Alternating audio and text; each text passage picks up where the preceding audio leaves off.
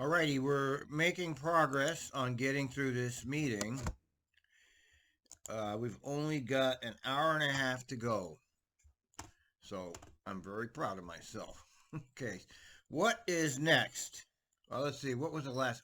Oh, in the last meeting, we saw them institute this idea that they can ban people. No, that the king of TriMet can ban people. It has to be the king of TriMet, otherwise known as the general manager. He's the only one that has the power to ban people, which I find weird. And apparently, TriMet is not even going to consider any legal charges or arrests or court actions in their decisions. So TriMet is taking upon themselves to be like an empire into itself, which we already know this is what they do over there. Uh, Personally, I know it's more or less window dressing because it's pretty much impossible to enforce. But I mean, they need to present this idea that they're making everybody safe, and all the mainstream media picked up on this, okay, and put it out on the mainstream media as they do because that's their job. That TriMet has now done this, and now you're safer. Is that true? Nah, it's got no impact on anything really. First readings, which require a public hearing. And the first one, we're going to move now to the reading on Ordinance 370. And so I'll ask General Counsel Devine to read the ordinance by title. Thank you, President Simmons. Okay. Ordinance number 370. Let me see what Ordinance 370 is. Okay. Ordinance 370. What are they up to now? This is their taxing ability here. Okie dokie. Okay. Let's expand it so you can see it. That's too big. Okay, TriMet self-employment and payroll taxes are required to conform to state laws. State law defines most of TriMet terms used in a TriMet tax ordinance. ORS 276 3.0 freezes the meaning of net earnings from self-employment. TriMet has historically chosen to incorporate reference by the federal TriMet's tax counsel because obviously they don't have enough lawyers up there. I think they've got like 8 lawyers. Okay, of course they can't do that. Everything's contracted out. Neoliberals do that. Reviews recent federal tax legislation and determines whether there have been changes. Tax Counsel has determined that Congress has not passed legislation to date that potentially affects measurement of earnings. Oh no. On August 24th, 2022, President Braindead announced the United States Department of Education's Student Debt Relief Plan to address financial harms caused by the COVID scamdemic. Subject to certain income thresholds, the department plans to provide up to $20,000. I thought that was dead.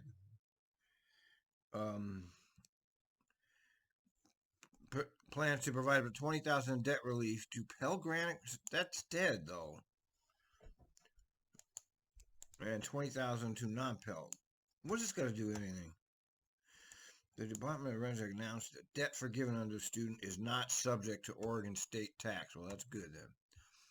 Yes, regardless of the outcome, Tax Counsel believes the student debt relief plan does not affect income that is includable in the net. Well, I would hope not. What the fuck, man? I don't know. They're always trying to find ways to get your money, but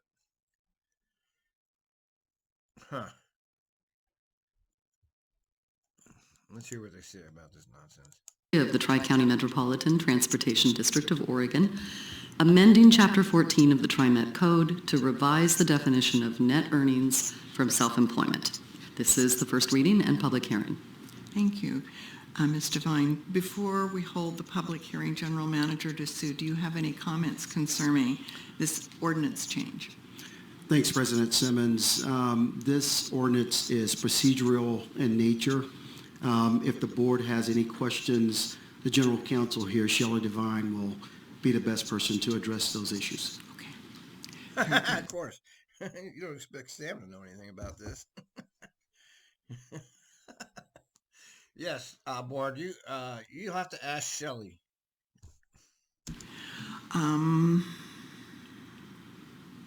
So now we're going to hold the public hearing on ordinance 370, and I ask that if there's anyone who did not speak to the ordinance during the earlier public comment, which no one did, would like to testify about the ordinance, they could come forward now, or if there's anyone virtually attending the meeting who has raised their hand and who wish to speak. So there is no one who has indicated a desire to speak to this. And so, board members, are there any questions or further discussion regarding ordinance? Yeah, what the hell is this? What is it actually? Okay, if you get your student loan relief, you don't have to pay taxes. That's what I saw. It's 370. We're not voting on this today. It's just for information. I'm sure they don't understand it either. Hearing none, I'll now close the public hearing, and a second reading and vote will take place next month at our business Oh, that meeting. was lovely. So we now move on to ordinance 371, and this is a first reading and public hearing, and I'll ask General Counsel Devine to read the ordinance by title. 371. Thank you, President Simmons. Ordinance number 371 of the Tri-County Metropolitan Transportation District of Oregon, adopting September 2022 service reductions and revising route designations. First reading and public hearing. Thank you, Ms. Devine. Hold on, Before we hold the public, How come I don't have that? Well, let's see. Maybe I just messed up when I posted it. Okay. Okay. Okay. Okay, yeah, I screwed up. All righty. It's right here. Let's read it. Okie dokie. I don't know. My camera's not very good. Okay, yeah, we know what this is. Adopt the necessary service hour reductions initiated September. So they did all this without doing any of their so-called equity studies, without public comment. I brought this up when they did it. It's like, can you just do this? Can you just cut service without a public hearing? And apparently they can, because they did. They just did it. Okay? No public testimony, no public hearing, nothing. They just cut the service. TriMet has been experiencing the most severe shortage in history. Yeah, there's something suspicious about it. Other districts have gotten people hired, and some of the other bigger districts have figured this out. I don't know what the problem is with TriMet. Yeah, the reductions were targeted toward low ridership lines with low.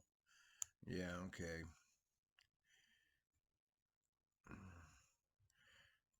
Yes, all right. This is the service reductions. Due to the sharp decline in bus operators and service reductions that were implemented on September 8th on an emergency. See, emergency. As a result, TriMet's planning and policy staff was not able to conduct its traditional public outreach. Yep. That's correct. Ordinarily, the first reading and public hearing service stage would conduct 2 rounds of outreach, correct? One fall and one spring. Comments would be collected. Customer service inquiries, open house meeting. Yeah, that's right.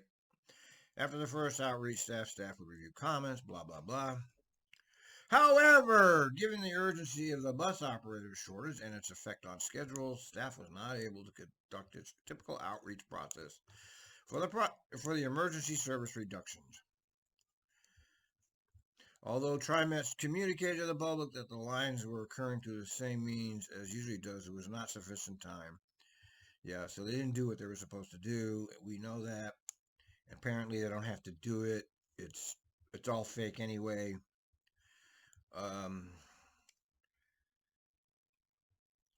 Yeah, it's all of their public hearings are fake anyway. We know this. They've already decided what they're going to do. And in this case, they just did it. They just violated all the rules that they supposedly set up to keep this from happening. But it was an emergency, right? Right. Hearing General Manager DeSue, do you have comments concerning the ordinance change? Thanks, President Simmons, members of the board. The emergency service reductions outlined in Ordinance 371. I still maintain, but I can't prove it, of course, that this was an engineered shortage. Now, I'm sure that a lot of this was out of their control, but the fact that they've let this go on as long as they have without taking emergency action to rectify the situation is really a management failure as far as I'm concerned. And my opinion is that they intentionally let it happen because I've pointed this out before, that every operator not hired is $100,000 that they can spend on something else. So 300 operators not hired is $30 million, okay, which now they can spend on all this other garbage. And I am convinced that they allowed this to happen and are continuing to allow it to happen because they have some other thing going on here in their minds, and they'll never tell us the truth about it. But that's just a conspiracy theory, and as you know, I am a conspiracy theorist because I know conspiracies do exist and they're implemented constantly, especially when it comes to our government and the manipulation of us at all times, and they lie at all times. So there you go. Have been in effect since September of this year. These service reductions had to be implemented in response to the operator shortage that caused us to miss trips on both bus and MAX systems. However, because these service adjustments moved forward under emergency rules, we were not able to complete our traditional public outreach and engagement process. That process typically includes a full presentation to the board prior to making the changes. Today I have... Oh, let me point out also that even though they cut the service without following the proper procedures, they still can't maintain the service. Okay, they still can't provide the service that they cut. They cut the service with the justification that if we cut the service, we'll be able to provide the service. Well, they didn't, and they're not. And there's no end in sight for this problem. But of course, all these other things are going on. You see the Powell Garage, you see the Better Red, you see all this other shit, this bells and whistles shit going full blast. But the actual part of TriMet that everybody needs is in collapse. Our Director of Mobility Planning and Policy, Tom Mills, here to provide details on which lines were eliminated or reduced and why. The board has the final Title VI service equity analysis in your packet. If found no disparate impacts or disproportionate burdens on minority or low-income populations as a result of these service changes. So, Tom, I'll turn it over to you. Thank you, Sam. So this is the second presentation by Tom. Everything's falling on Tom here. And thank you again, Board President Simmons and the rest of the TriMet Board. We come to you today, as Sam mentioned, asking for you to approve, with the first reading of an ordinance to adopt the service reductions that were put in place on an emergency basis in September. If we can go to the next slide, please. So this, not quite showing it all, but this slide is trying to show the number of missed trips that we were experiencing in May of this year because of the operator shortage. And you can see there were a number of days where we were over 40. No missed trips. I think there's a, okay, all right, hold on. They have the exhibit right here. Let's check it out. Okay. What? Okay, these are the changes. Now, what's the other exhibit? Exhibit B. Equity now. What is it? Look at this. Can you see this? No. Yeah, you can't. I can't get. Didn't you see this stupid chart of theirs?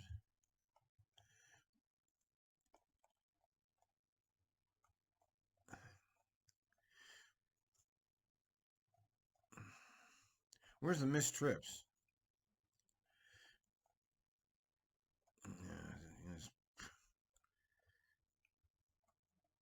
we don't see the chart that he's showing on the screen there. We don't have it here. So he's showing us something that's not available to us. And sometimes as high as 80. And this really was becoming a desperate situation for us, requiring a need to act. The next slide, please. In fact, when we projected out our number of operators and where we would be in the fall, back in May and June when we came to talk to you, we were graduating on average of about 11 operators per class. Yeah. See now, why didn't they? See, immediately they should have tripled that size of the class, and they didn't do it. Now, why didn't they do it? See, I mean, what's the justification for these tiny amount of classes, people in a class? And it doesn't make sense. I mean, why aren't they doubling the amount of people they're training here? And then we kind of projected out, well, what if we did better? What if we did 16? What if we got 22, 28? I mean, come on. And you could see even at 28 graduates per class, we still, by the fall, we're going to be short by 4 operators, which is... By 4 operators, they're going to be short 4. There are only 4 operators short. Is that what they're saying? I find that hard to believe. Manageable, but we didn't think at that time we were able to hit that. So this kind of really was what made us decide it was time for emergency temporary service reductions. Next slide.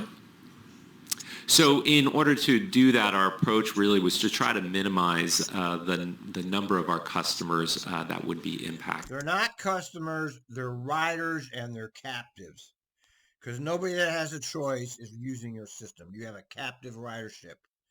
Transit dependent people, stop trying to call them customers. They certainly are not that.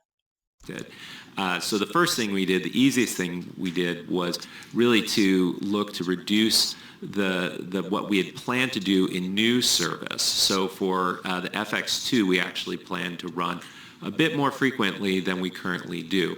We still improve the frequency over the Line 2 division, but just not as much as we initially had. And if you've been paying attention, the mainstream media even covered the failure of the FX lane. That's on my blog. It's at the Oregon Live. You can read that. Sought to do. And that also, we had initially intended to increase service on Line 10, which took over a portion of Line 2 division, and we were not able to do that during the weekday, but we were able to add weekend service. Also, we looked at low ridership routes that don't serve large Title VI communities and look to reduce service on those, as well as peak service on some of our frequent lines that really had more service than what was needed. They had a lot of capacity, and so we were able to do some reductions. Next slide. Now, he doesn't bring up at all the human misery that this causes. Even if it had 5 riders, okay, like the Cedar Mill shuttle route, the 50, reported by an operator that's currently working at TriMet.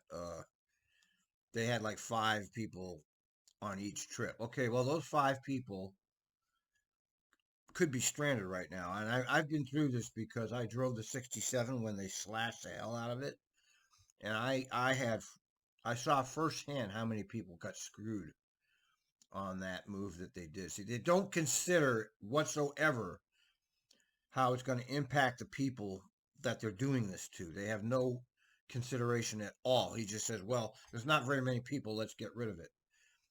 And that's a very anti-human idea that somehow you can just make these changes out of the blue and it's okay. It's not okay. It's death cult stuff.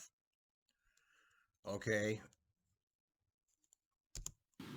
And so what that meant was, so for, as I mentioned... Furthermore, I'm going to bring this point up again. I was there in the days when getting a job at TriMet was hard to do. It took a long time to get full time. It was a very valued job. And then neoliberal Neil McFarlane came in and ruined the position. He got rid of the great benefits, got rid of the great pension. So, I mean, a lot of this damage was done by the transit districts, by themselves. They created the damage. And now we're seeing the damage. Now, they're not accountable. We can't do anything about this, but they are really the enemy. It's the technocracy here that is ruining things for the rest of us. It's this professional technocracy that is the problem. And until we can figure out how to get rid of them, which we probably can't do because we're all stuck in this reservation now here where they have control over everything, we're going to continue to have this kind of horrible service. We didn't upgrade the FX2 and the Line 10 as much as we had originally planned. We also suspended service on 2 bus lines, lines 50 and line 92, which really were just carrying very low number of rides. They're very oriented towards getting people to work, particularly towards downtown Portland, where we've seen that ridership decrease significantly, as well as lowered ridership on a number of lines, some of which really their ridership is primarily to get students to school. And so we really maintain those services while eliminating other trips. And then and remember, I'm going to say it again, every time you eliminate a trip, you've hurt a person. There's an actual person that gets hurt. Okay, that's been relying on TriMet that got stranded. And this is important to understand that they just talk about it like it's a matter of fact because they're technocrats. They don't have any empathy for what they're doing and how it affects actual people. That's the nature of technocracy. They're able to disassociate the pain they cause from their jobs. They're basically sociopaths because to them it's just another day at work, but their actions hurt people and doesn't bother them at all, as you can see. Lastly, the 3 lines 8, 9, and 72, we cut back on those because they had so much service. They really had more capacity than they needed. And we were able to save 40 operators in doing so. Next slide. Yeah. So instead of getting the 40 operators, they cut the lines. And see, this is highly suspicious to me. Highly suspicious. I'll go through these quick. This just shows you where they are. The FX2 division, the line 10. Next slide.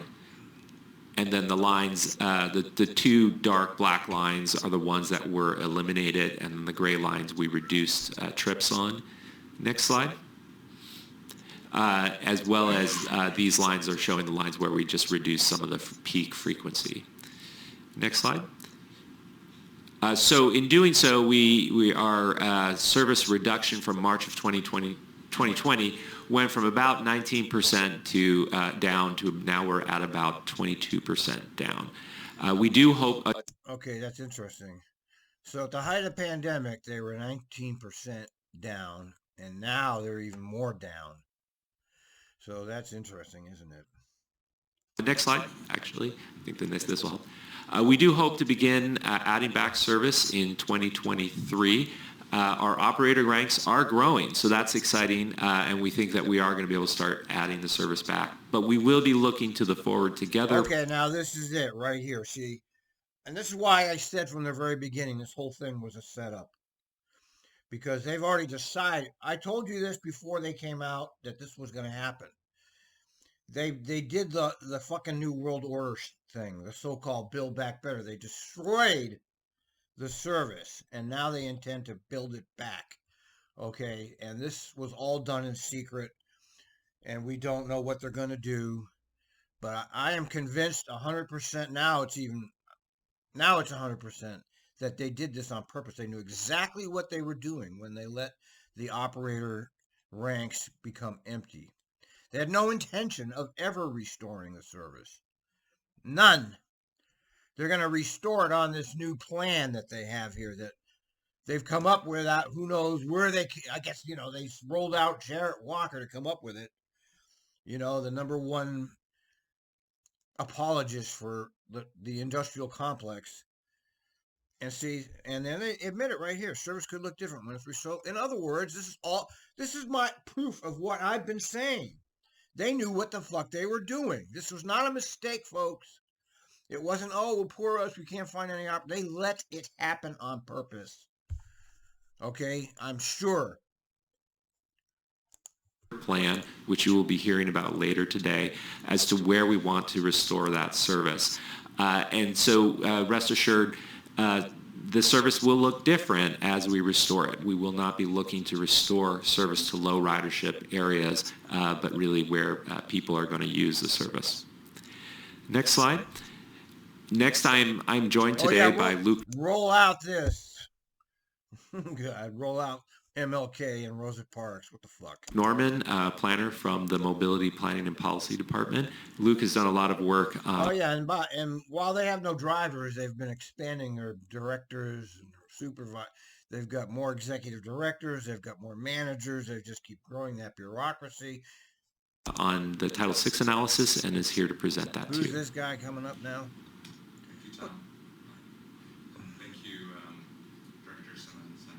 Roll out Rosa Parks like this. As you're aware, our work is guided by Title VI and the Civil Rights Act of 1964. Turn on his microphone. These Title VI equity analyses, Why don't they leave the microphone? Changes do not unfairly impact our communities of color and low-impact populations. Next slide. This slide provides a high-level overview of our equity analysis, which is divided into 3 key sections. Evaluating the type of change to determine whether it meets the major service. And Scanner posted on his Twitter about fascism in America, coming back, I guess, or whatever it is. But it's when you're watching all of this liberal shit, okay, it's not that hard to understand why people are voting for Trump. All right, it's pretty easy to understand. Okay, people are reacting in very predictable ways to what's going on around them, and this whole equity thing is nothing but a lie. It's all a lie. There's people in tents. There's people being left in the ditch. There's vulnerable people being denied service. This is a complete lie. 100% bullshit lie is the idea that there's equity. Change threshold, evaluating possible impacts for minority and low-income communities, and evaluating alternatives to address any impacts that are identified. Next slide, please. For the September 2022 service cuts that Tom reviewed, 7 routes met the major service change threshold, which required an evaluation of potential impacts. 5 routes met the threshold due to a reduction in frequency, which you can see there in the top 2 categories. And then 2 routes met the threshold since they were eliminated. Changes to the other routes that Tom identified were determined to be too minor to meet the major service change threshold. Next slide, please. See how this guy,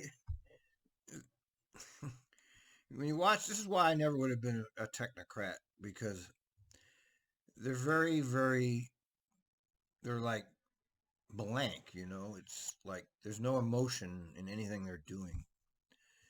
They just present the material and it's like they're blank. And I'm the opposite. I would never have succeeded in the executive culture. And of course, I never attempted to be part of it. I never went anywhere when I stayed at the very lowest position within the organization. So our policies identify different types of analysis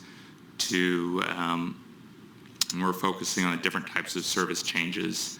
Since these are major service reductions, we'll be going through the analysis focused on those. What are you talking about? So what they're going to go back and do an analysis after they cut the, I don't understand what's going on here. What are they doing? The cuts are already made. Forget the bureaucracy. Our Title VI policies provide the methodology to evaluate possible impacts both at a line level and at a system level. Today I'll start with the line level analysis. Next slide. Let me get a screenshot of this. So this information gets a little technical, so I'll just try to walk through it and be happy to answer questions at the end. For minority populations, a major service change to a single line is considered to have a potential disparate impact if the percentage of minority population within the line service area exceeds the percentage of minority population of the TriMet district as a whole by at least 3 percentage points. So you can see in this chart that since the minority population for line 50 was 3% higher than the district average of 31%, it was identified as a potential disparate impact. Because of that, we'll be further identifying that impact at our system level analysis later in this presentation. Next slide. Now moving on to low income populations, a major service change to a single line is similarly considered to have a potential disproportionate burden if the percentage of low. What we are seeing here is the actual validation of the old theory: public transportation and bus service is for poor people. This is what this is validation of that argument, because their whole program is to target low income people. So they have now proven that point to be true. It's gone from trying to cover to service coverage to how can we help poor people. The choice rider, see how we don't hear about choice rider anymore? That's just gone it's just gone. Choice rider is gone completely from the lexicon. No more. Low income population within the line service area exceeds the percentage of low income population of the entire TriMet district by at least 3 percentage points. Since the low income populations for lines 1, 26, 81, 82 Look at Mills. were more than. Look at him. What a career technocrat. He's just, man, he is a polished, and he's smart too, Mills. He's smart and he's polished. Look at him sitting there. It's just amazing to watch these people. 3% higher than that district average, these lines were identified as potential disproportionate burdens. We will also be further examining those in our system level analysis. Next slide. At the system level, our analysis measures the impact of the combined reductions to determine how equitably those impacts are spread across both Title VI and non-Title VI protected populations. For minority populations, a potential system-level disproportionate impact would exist. Wait a minute. Wait a minute. So minorities make up 500,000 and non-minorities are 1.1 million. So 1/3 of the population of Portland is now minority? Is that true? I didn't know that. That's interesting, isn't it? If 20% more of the district's minority population than non-minority population received the burden of those reductions. Since a smaller percentage of the district's minority population was negatively impacted by these cuts, these findings do not result in a disproportionate impact. And of course, nobody understands what he's saying. I sure don't. Nobody understands the methodology. I mean, they just present the information and then we have to take their word for it. And I don't believe them. I don't believe anything they say, as a matter of fact. I think they're professional liars and they lie about everything. Next slide. Moving to the low-income populations, a similar measure is applied, is applied where a potential system-level disproportionate burden would exist if 20% more of the district's low income and higher income Watch Mills. He is not even moving. That's fucking. He's not even moving at all through the entire presentation. populations receive the burden of the reductions.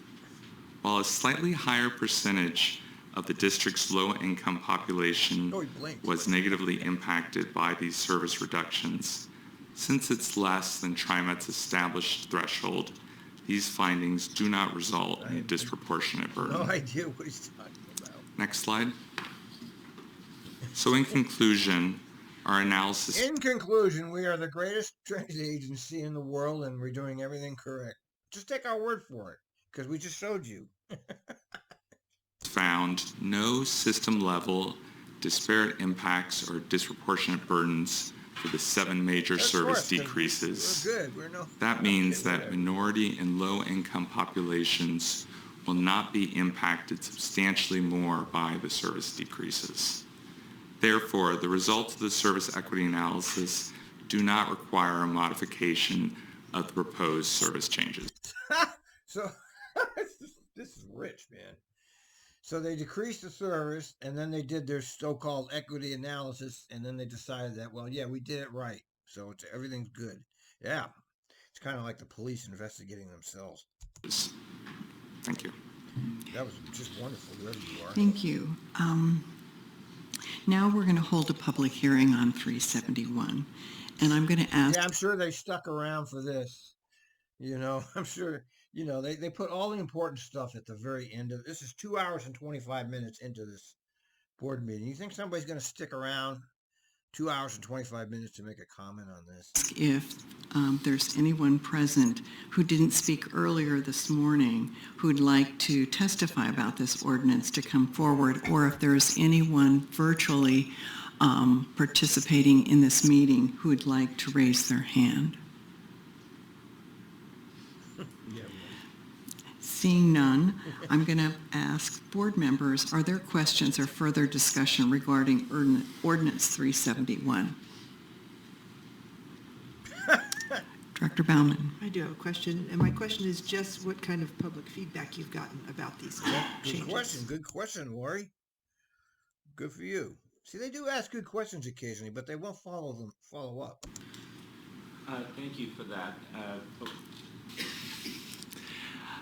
We have heard, though we weren't able to reach out to our customers prior to bringing the proposal to you in June, we were able to reach out to them once the decision was made to let them know that the changes were happening. And we did receive some outreach over our SIP process, our service. I can't even remember what the acronym means, but the Service Improvement Process, or in the case, yeah, is it the same as a SIP for the operator service? I don't. Customer comments. They were relatively small in number, Of course. and largely focused on the 2 bus lines that were going away. Of course. There was some requests for not to make the eliminations. Of on course, the of course, you hurt actual people. I know you technocrats don't get it, that you're actually hurting actual people who've been relying on these services for many years. It might not be a lot of people, but there are people that have been using those buses for years, and now they're gone, just like that. 26, which serves Thurman Road. I had a meeting with the folks at Neighborhood House to talk to them about their options. Luckily for them, there is line 15 just a couple blocks away, which runs virtually to the same area and runs frequently. So in many cases, there were alternatives for folks. Yeah, not over that. That's a long walk for those people that are on the other side of that bridge over there. Okay, I know there weren't very many people that used it, and probably it's not that big of a deal to get rid of it, but losing a bus line is is bad because you never know when you're going to need that bus. Okay, as a person who has a car and who was living in Northwest Portland, when my car wasn't working, I needed that bus. But now you don't have that option in those areas. Looking for other comments or questions? Seeing none, I'm going to close the public hearing and remind everyone that the second reading and vote will happen next Why month. why are you bothering with this? Because it's already done. It's already done. You've done the damage. Why are you bothering with this facade? At our regular business meeting. Thank you. So that concludes our resolutions and ordinances, and if there's no other business to come before the board, I'm going to adjourn the meeting. Our regular scheduled board meeting is Wait a minute, January there's more to come here. It's not 25th, over. 2023. And today we have two items on the agenda for a board briefing. Okay. We're going to hear an update on transit-oriented development projects, as well as a presentation on a revised Forward Together. All right, yeah, this is Jarrett Walker's coming up in the next episode, and that will do it. Okay, so they've already cut your service, and they're talking about it now. Okay, it's just typical government for you.